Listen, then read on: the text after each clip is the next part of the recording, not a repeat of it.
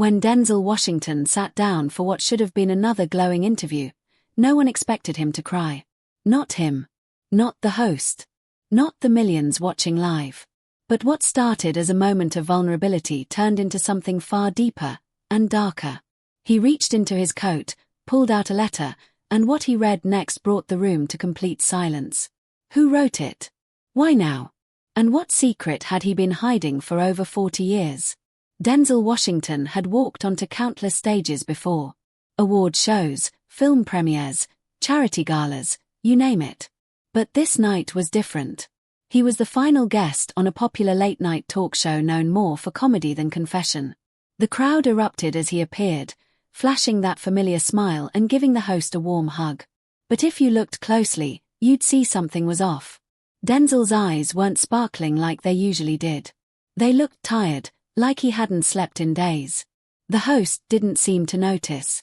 He jumped right into jokes about Denzel's newest film, how he still looked 40 despite being in his late 60s, and how the audience always went wild when he walked in.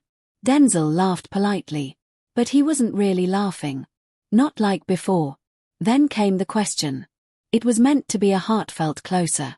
A tribute question. The host leaned forward and asked, Denzel, when all is said and done, how do you want to be remembered? The room grew quiet. The smile fell from Denzel's face. He blinked hard. Rubbed his hands together. You know, he said slowly, I've been thinking about that more than I'd like to admit. The host nodded, sensing a serious moment, but still smiling. Let's hear it.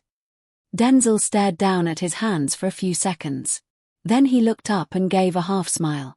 I want to be remembered as a man who kept a promise. Even if it took me too long to do it. There was a silence. The host tried to move on with another question, but Denzel raised a hand, stopping him. He reached into the inside pocket of his blazer and slowly pulled out a folded, worn-out piece of paper. The host raised his eyebrows, surprised. The audience murmured. This has been in my pocket for 22 years, Denzel said. I've never read it out loud. But I think tonight, I have to. The host looked unsure, but nodded. Denzel unfolded the paper slowly, his fingers shaking slightly. He took a breath. Then another. Then, his voice cracked. The first line of the letter was barely audible. To the man who promised he'd come back. That's when the first tear fell. Denzel Washington, Oscar winner, Hollywood icon, tough guy, was crying. On live TV. And no one could understand what was happening yet. Cameras zoomed in, but nobody moved. The crowd didn't cheer or clap. They sat in total silence. It wasn't just a sad moment. It felt sacred. Something inside Denzel had snapped, but not in a chaotic way. In a necessary way.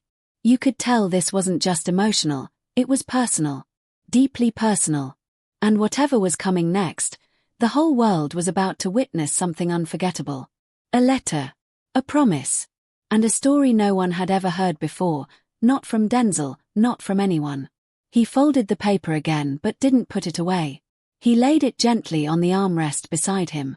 Then he looked at the host and said one sentence that made every hair in the room stand up. Before I answer anything else, you need to know what I've done. Denzel's voice hung in the air like smoke. Before I answer anything else, you need to know what I've done. The host leaned in, brows raised. The audience was frozen. Denzel didn't speak right away. He stared at the letter again, his thumb brushing over a faded corner. Then he finally spoke.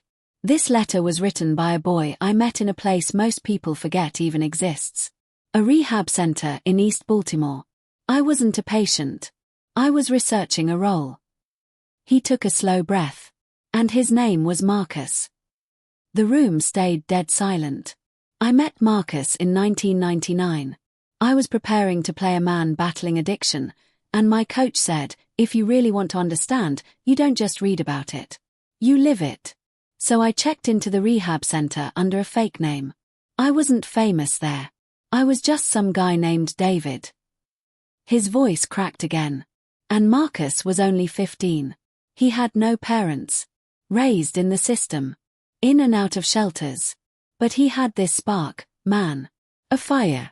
Even with all the pain he carried. Denzel smiled slightly, but it faded fast. He found out who I was. Not because I told him. He just knew. Said he saw one of my movies in a group home once. "You're that guy," he said. I tried to deny it. But he smiled and said, "It's okay. I won't tell anyone. I just want to know what it's like to be you. To be someone who made it." Denzel paused, looking down at his shoes. We stayed up for hours that night. Talking about life. About what he wanted to be. He wanted to write. Not scripts. Not plays. Letters. He said he liked the idea of writing something so personal no one else could understand it. A sip of water. A deep breath. Then Denzel continued. "The day I left, Marcus handed me this letter.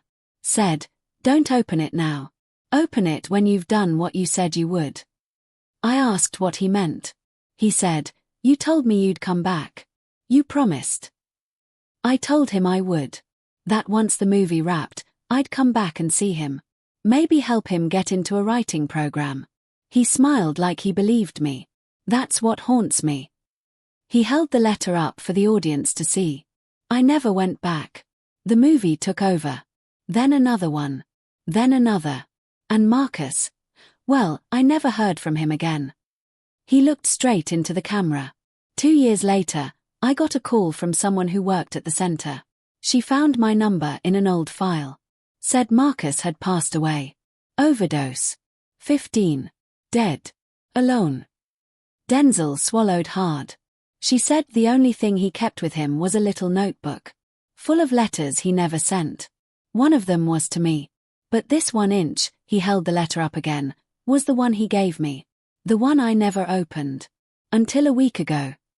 The host was stunned. Not a word. Not a smile. Just pure shock. Denzel folded the letter back into his jacket pocket. "I opened it," he said quietly. "And it broke me. It told me everything I'd hoped to forget. He waited for me. Believed in me. Counted on me to show up. And I didn't. That kind of thing doesn't go away." He looked down. I didn't just let him down. I erased him from my mind. I convinced myself he'd be fine. That my words didn't matter. But they did. He believed in them. And I let him die thinking I didn't care. He looked back up, his eyes red and tired. "I've spent my life telling stories that matter. Movies that move people. But this is the one I never told. Because it made me feel like a fraud." The host tried to speak but stopped. What could he say? What could anyone say to that? Denzel continued, "I've been carrying this letter for over 20 years. And not because I wanted to fix anything. But because I was too scared to face what I'd broken." He finally looked around the room, letting the silence sit. "And that's why I cried tonight. Because this wasn't just about memory. It was about guilt. About failing someone who only asked me for one thing, my time. And I gave it to everyone else but him." He wiped a tear, but more came. "I don't know why I'm saying this now. Maybe I'm trying to do right by him, even if it's too late. Or maybe I'm finally tired of pretending I'm okay."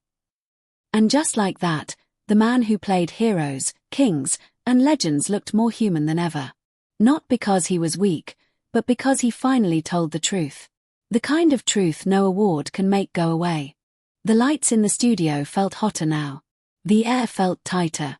Denzel sat upright in his chair, but his shoulders drooped like he was carrying something far heavier than fame. He rubbed his palms together again, then looked straight at the crowd. "You ever feel like a ghost in your own life?" he asked quietly. Nobody answered. He nodded slowly. "That's how I felt the day I opened that letter." His eyes were rimmed red, not from the stage lights, but from what they were seeing in his mind. Memories. Regrets. Echoes. Then something strange happened. As the host tried to pivot, maybe to lighten the mood or move on, Denzel stopped him cold. He didn't say a word. He just reached into his coat again and took out that same old letter. But this time, he didn't just hold it. He opened it. The entire studio froze. A live audience. Millions watching from home. Cameras rolling. And Denzel Washington was about to read a 22-year-old letter from a boy no one in the room had ever heard of. He unfolded the paper with care, like it might fall apart in his hands. His fingers trembled as he smoothed it out. Then he began to read. Dear David. His voice cracked instantly. He swallowed, tried again. Dear David. I know that's not your real name, but that's what they told me to call you. So I will. I don't know if you're going to come back. I hope you do. But I wrote this just in case you don't. The crowd was silent. No one moved. It didn't even feel like a studio anymore. It felt like church. Denzel paused, trying to hold it together. Then he kept going. I wanted to say thank you. You sat with me that night. You talked to me like I was a person. Most people here don't. They treat me like I'm broken. But you didn't. And that made me feel okay. Just for a while. Denzel stopped again. Wiped his eyes. His lips trembled. I never told anyone before, but I thought about killing myself that day. Then you showed up. You made me laugh. You said I could be something if I worked at it. He looked at the audience. This is where it gets hard. He looked back at the paper. You told me stories about the roles you've played. But my favorite part was when you said, no one's born good. We choose to be good. That stuck with me. I started writing because of that. You made me want to try again. So thank you. Another tear rolled down his cheek. His voice was barely a whisper now. If you're reading this, it means you came back. Or maybe you didn't, and you just found it later. Either way, I hope you remember me. I'll remember you. Your friend, Marcus. When he finished, he couldn't look up. He placed the letter down gently, like it was made of glass. The audience still hadn't moved. The host had tears in his eyes too, now. Everyone did. It was the kind of silence that only comes when something sacred has just passed through the room. The kind of silence you don't want to break. Denzel sat there, visibly shaking, then finally whispered, I read that in my hotel room last week. And I didn't sleep after. I just sat there, wondering how I could forget someone who never forgot me. He looked up at the ceiling, blinking back more tears. I don't cry. Not like this. But that letter, those words, they felt like they were written yesterday. And it made me realize something. I've spent so long being strong. So long being what people expect. But sometimes, strength is just another mask. The crowd remained still. He glanced at the letter again. That's what broke me. Not the death. Not the guilt. But the memory of someone believing in me, more than I believed in myself. Then he turned to the host. You asked me how I want to be remembered. But maybe that's the wrong question. Maybe the question is, who did I forget along the way? That line hit hard. It wasn't just about a boy from Baltimore anymore. It was about all the people we leave behind while chasing our dreams. The ones who see us when we're not looking. The ones we promise to come back for, but never do. And for the first time in his career, Denzel didn't have a script. He didn't have a director calling the shots. He had only the truth. Raw, real, painful truth. He looked out at the crowd and said quietly, I failed one kid. Just one. But that one matters. He matters. And just like that, the image of the untouchable star shattered. What remained was a man. A man with a story. A man with a broken promise. And a man trying, at last, to make it right. Denzel sat still. The letter rested on his lap like a weight he couldn't shake off. The host didn't speak. No music played. The control room hadn't cut to commercial. The producers knew this moment was too real, too raw to interrupt. Denzel slowly looked around the studio and let out a long breath. You know, he said, it's easy to talk about success. Awards. Box office numbers. But nobody asks about the things we carry. The things that keep us up at night. His voice was steadier now, but his eyes still carried the storm. People think I've lived a perfect life. But the truth is, I've been running. The audience listened, hanging on every word. Denzel leaned forward, resting his elbows on his knees. I wasn't just sad when I read that letter. I was ashamed. I thought about how many times I'd seen kids like Marcus. On the streets. In shelters. At events. How many handshakes I gave. How many promises I made. Empty ones. Smiles for the camera. A few words to make someone feel seen. Then I'd leave. And they'd stay. And something about that started to eat at me. He glanced up at the host. You ever wonder if your good deeds are just for show? The host looked stunned but nodded slowly. Denzel continued. I did. I still do. I've spent years using my platform to lift others. Scholarships. Foundations. All of it. And yet, this one letter made me feel like I did nothing. Like all that good couldn't undo the damage of one broken promise. He paused and clenched his hands. Because Marcus didn't need a donation. He didn't need my money. He needed me. My time. My presence. And I didn't give him that. He shook his head slowly, eyes distant. People love to say everything happens for a reason. But sometimes, there is no reason. Sometimes, it just hurts. The crowd was still, absorbing the weight of what he said. The world sees me as strong. A role model. But they don't see the cracks. They don't see the moments I want to disappear. When I read that letter, I saw a boy who believed in the idea of me. Not the man. The idea. The symbol. And I didn't deserve it. Then he dropped a bombshell. That's why I stepped back from a film last year. No one knew the real reason. They said it was creative differences. But it wasn't. I had a breakdown. I couldn't go on set. I couldn't pretend. Because Marcus kept coming back in dreams. His voice. His smile. That notebook.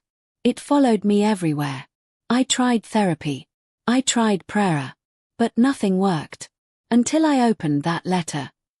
The audience gasped quietly. No one had ever heard this. It wasn't in the tabloids.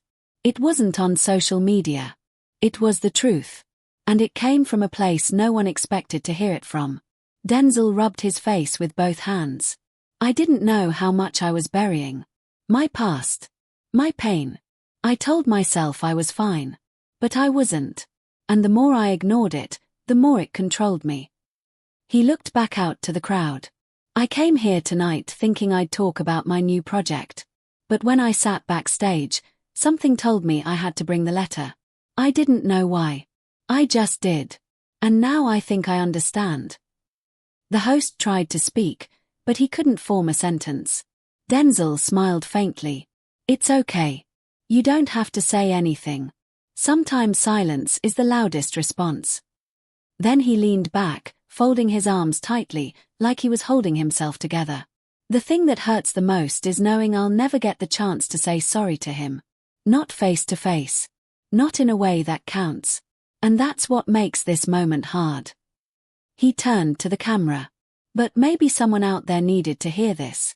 Maybe there's a promise you haven't kept. A call you didn't return. A kid you said you'd show up for, and didn't. If that's you, don't wait like I did. Don't carry it for decades hoping it goes away. Because it won't. It sits in your chest like a stone. And one day, you won't be able to ignore it. The room stayed quiet. It wasn't just a confession. It was a challenge. A call to wake up.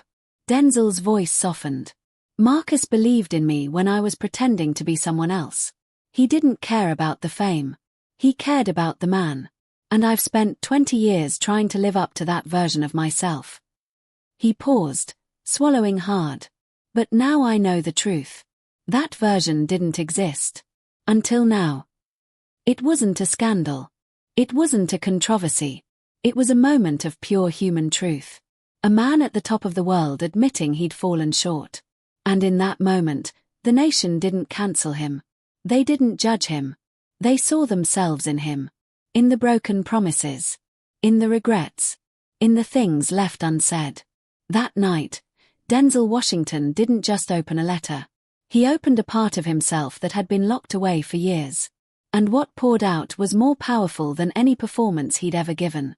Just when the room seemed like it couldn't hold any more emotion, something shifted.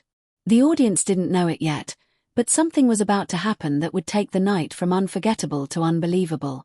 Denzel sat back in his chair, looking like he had said everything there was to say. The host leaned in to try and gently wrap up the segment, offering a kind nod and the start of a thank you. But the cameras didn't cut. The lights didn't dim. The floor director didn't give the signal to move on. That's when the crowd noticed a stir offstage. A quiet shuffle. A few heads turned. Then, just beyond the curtain, a figure stepped out. A woman. Not famous. Not part of the crew. No applause sign was lit. But her presence was enough to draw every eye in the room. Denzel looked confused at first. Then stunned. His mouth opened slightly, and for a moment, he couldn't speak. The woman walked slowly, hands trembling, a folded object in her grip. She looked nervous but determined. Denzel rose to his feet. He didn't need anyone to tell him who she was. Somehow, deep down, he already knew. The host stood back, letting the moment unfold without interruption. As the woman reached center stage, she looked up at Denzel, eyes full of something deeper than sadness. It was recognition. It was memory. Her voice shook. "My name is Angela. Angela Thomas. I'm Marcus's sister." The crowd gasped. Even the host staggered back a step, visibly shocked. But Denzel's reaction was different. He stepped closer, as if afraid she might disappear. His eyes welled up again, but this time, it wasn't just grief. It was something else. Something raw and real. "I didn't know," he whispered. Angela nodded. "I figured you didn't. That's why I'm here." She held out what she had in her hands. Another letter. This one in a sealed envelope. "He wrote this too," she said softly. "He gave it to me the day after he gave you yours. Said, in case I never see him again, give him this. But only if you ever meet him face to face." Denzel took the envelope with trembling hands. He looked at it like it was a piece of his soul that had gone missing. He didn't open it. Not yet. He pressed it to his chest and closed his eyes. The room had no air left in it. Just silence. Heavy, sacred silence. Angela continued. "I watched the show tonight from backstage. They flew me in yesterday. Your team found me. Said you were going to talk about Marcus. I didn't believe them at first. I thought, after all these years, why now? Why you?" She paused, gathering herself. "But when I heard you read his letter, I knew. I knew you hadn't forgotten him. Not really." Denzel wiped his face, trying to stay composed. He gestured to the chair beside him. Angela Saturday. They didn't speak for a few seconds. Just sat in the moment. Just breathed. Then Denzel said something that broke the dam again. "I made a promise to your brother. And I broke it. I can't undo that. But if you'll let me, I want to honor it now. However I can." Angela looked at him for a long moment. Then she nodded. "Then read the second letter. Right here. Right now." The host tried to step in, unsure if it was too private, too much, but Angela stopped him with a calm glance. Let him finish what was started. Denzel looked at the envelope in his hands. His fingers worked slowly, carefully peeling it open like it held something sacred. He pulled out the paper inside. It was smaller. Fewer words. But they hit even harder. His voice shook as he read it. "Dear Denzel, I hope you get this.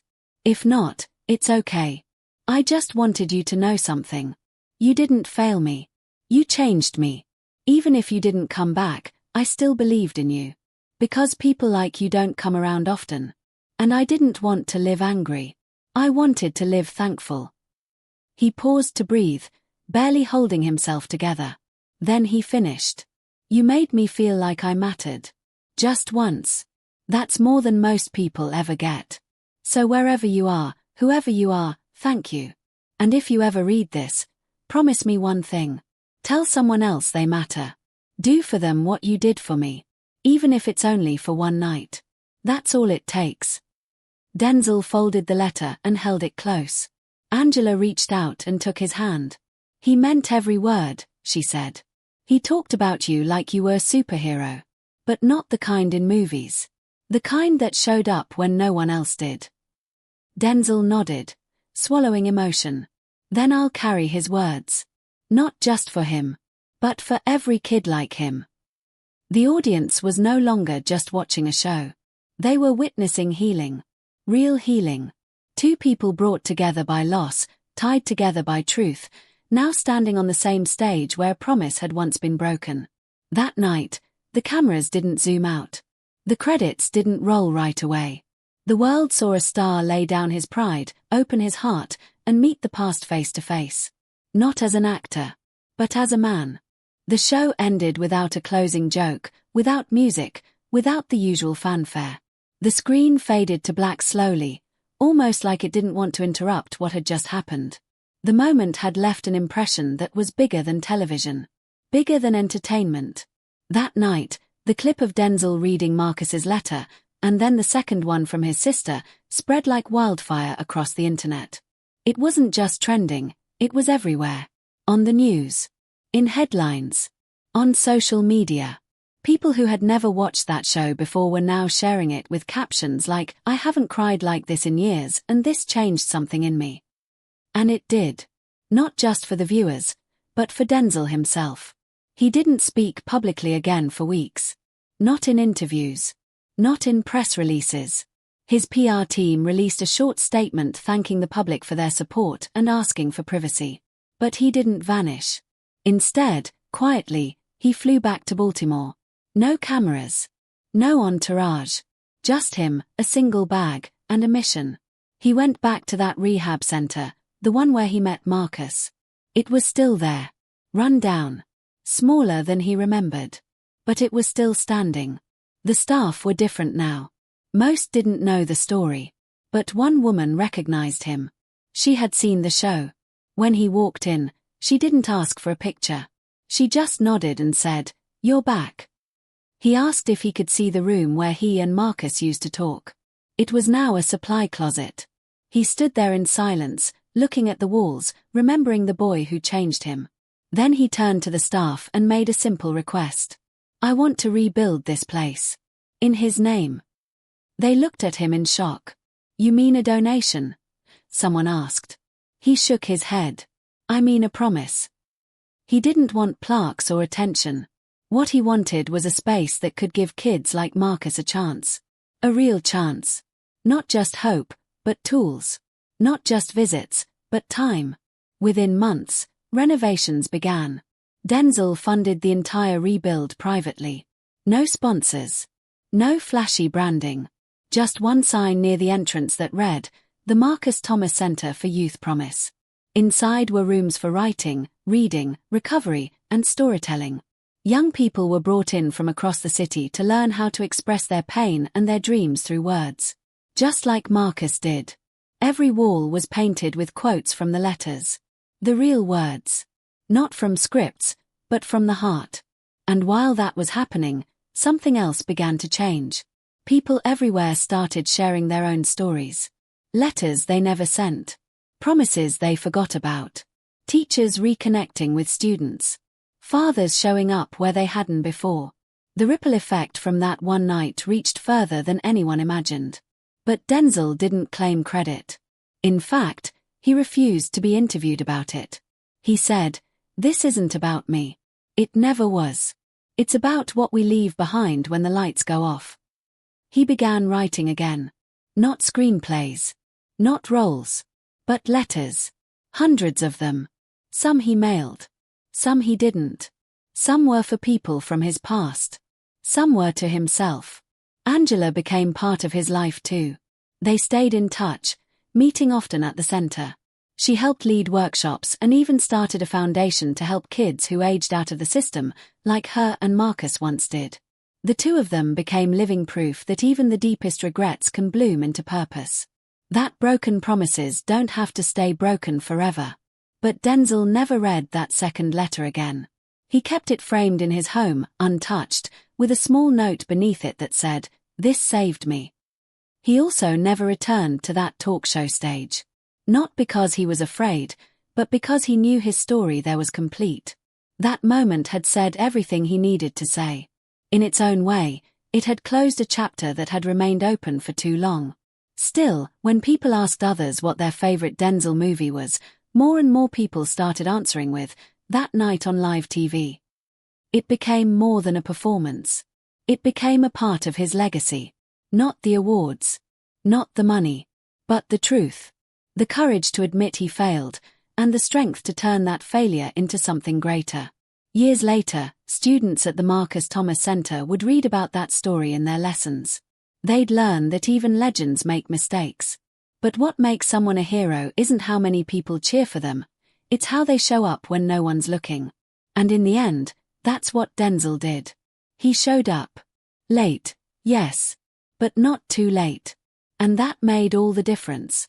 He once said he wanted to be remembered as a man who kept a promise. And because of Marcus, he did. Not perfectly. Not cleanly. But honestly. And maybe that's the kind of legacy that matters most. The kind that reminds the world that even our greatest stars are still searching for their own light. And sometimes, that light comes from the people we almost forgot, but never truly lost.